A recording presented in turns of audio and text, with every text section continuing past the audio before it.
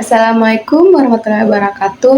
Halo teman-teman, selamat datang di podcast saya, tempat kita berbagi cerita dan tips seputar perjalanan belajar. Jadi, seperti kata pepatah, tak kenal maka tak sayang. Jadi, perkenalkan, nama saya Priskawati Abdullah, biasa dipanggil dengan sebutan Ika. Saya merupakan mahasiswa jurusan Bimbingan dan Konseling di Universitas Negeri Gorontalo. Dan di episode kali ini, kita akan membahas sesuatu yang mungkin pernah dirasakan banyak dari kita, yaitu rasa malas dan bagaimana cara bangkit darinya.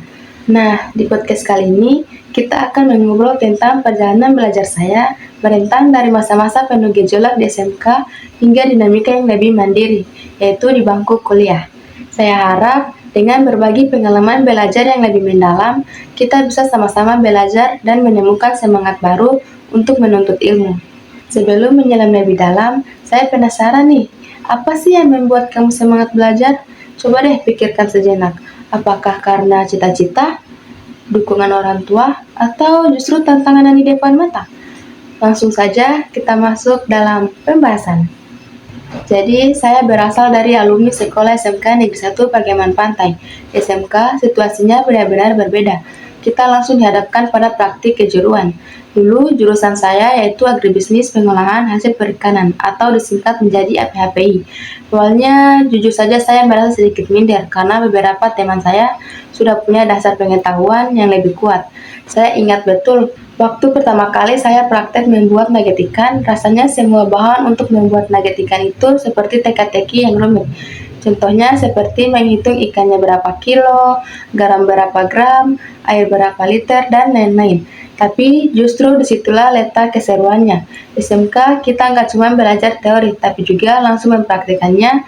Selain itu, di SMK saya belajar tentang pentingnya membangun relasi, teman-teman sekelas, dan guru kejuruan adalah aset yang sangat berharga. Kita bisa saling bertukar informasi tentang lowongan kerja, berbagi pengalaman praktek, atau bahkan berkolaborasi dalam proyek-proyek kecil di luar sekolah. Jaringan yang kita bangun di SMK bisa berguna di masa depan. Kemudian, saat masuk di dunia perkuliahan, saya merasa canggung dan malu untuk bertemu dengan orang-orang baru. Pengalaman belajar di masa-masa awal kuliah dari semester 1 sampai 2, nah, saya mau ajak kalian nostalgia bareng tentang transisi seru dari masa sekolah ke dunia perkuliahan, yang katanya penuh kebebasan. Mulai dari semester 1, ingat banget rasanya kayak baru kemarin lulus SNBP, terus tiba-tiba udah pakai jas alma mater, ikut ospek atau orientasi kampus. Semester 1 itu rasanya campur aduk, ada senang, excited, tapi juga agak deg-degan. Yang paling terasa adalah dulu di sekolah kita disuapi banget, ada guru yang terus memantau. Di kuliah, wah kita dituntut mandiri banget. Dosen ngasih materi, ya udah sisanya terserah kita mau paham atau enggak.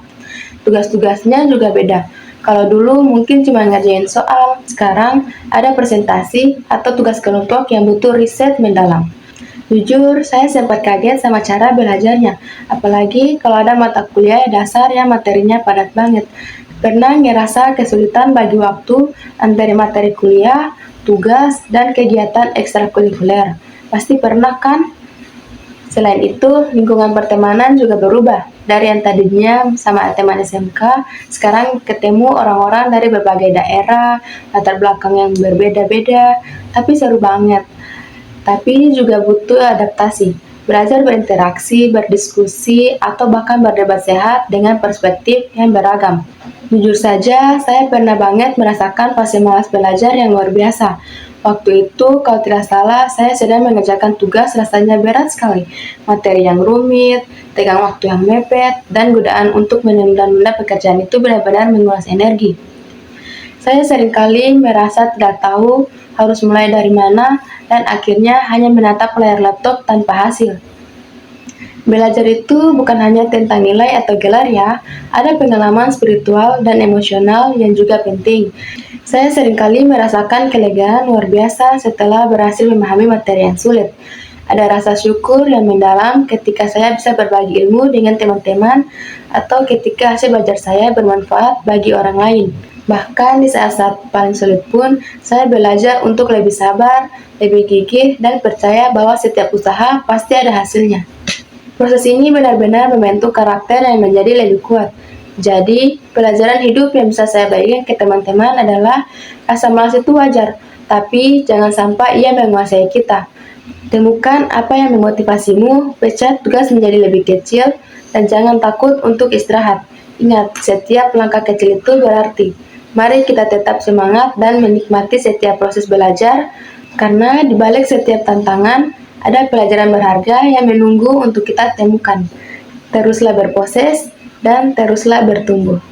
Terima kasih banyak sudah mendengarkan podcast saya hari ini. Semoga apa yang saya bagikan bisa bermanfaat untuk teman-teman semua.